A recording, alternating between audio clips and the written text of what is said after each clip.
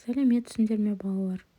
Бүгін бізде 10-шы сабақ. Сен не үйрендің? Бірінші тапсырма.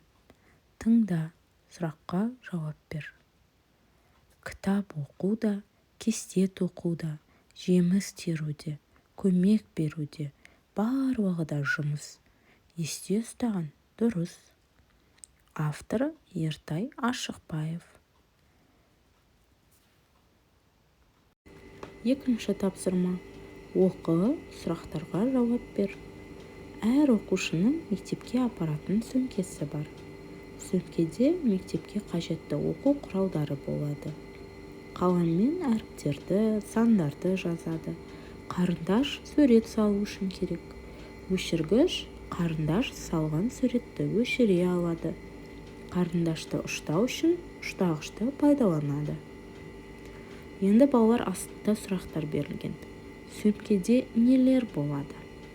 Сөмкеде мектепке қажетті оқу құралдары болады. Қаламмен не жазады? Қаламмен әріптерді, сандарды жазады. Сурет салу үшін не керек? Сурет салу үшін қарындаш керек. Суретті немен өшіреді? Суретті өшіргішпен өшіреді. Қарындашты немен ұштайды? Қарындашты ұштау үшін ұштағыш қажет, немесе қарындашты ұштағышпен ұштайды. Осылай сұрақтарға жауап беруге болады. Үшінші тапсырма. Суреттерге қара, оқу құралдарын қатыстырып, сөйлемдер құрап айт. Бізде бірінші сурет ол өшіргіш, оқу құралдарының ішінде. Өшіргішке қандай сөйлем құрасақ болады? Өшіргішпен суреттерді өшіруге болады. Қаламмен әріптерді, сандарды жазамын. Үшінші бізде бояумен суреттерді бояймын. Сызғыш. Мен сөмкеме сызғышты салдым. Сөмке. Мен мектепке сөмке апарамын. Келесі сурет бізде кітап, оқулық немесе. Мен кітап оқығанды ұнатамын.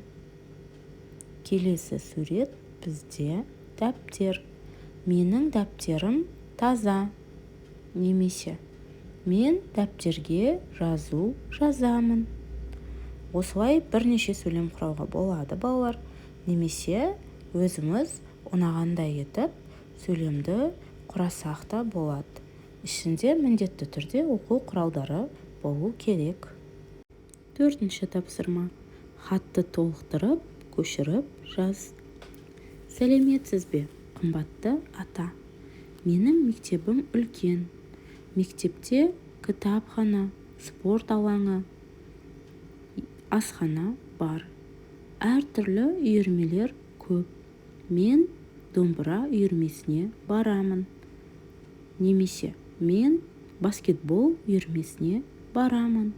Мен шахмат үйірмесіне барамын. Ата, сау болыңыз.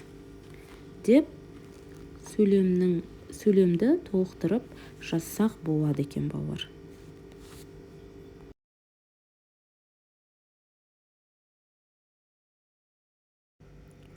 Балалар, егер сабақ ұнаған болса, лайк басып, каналға тіркеліп алыңыз.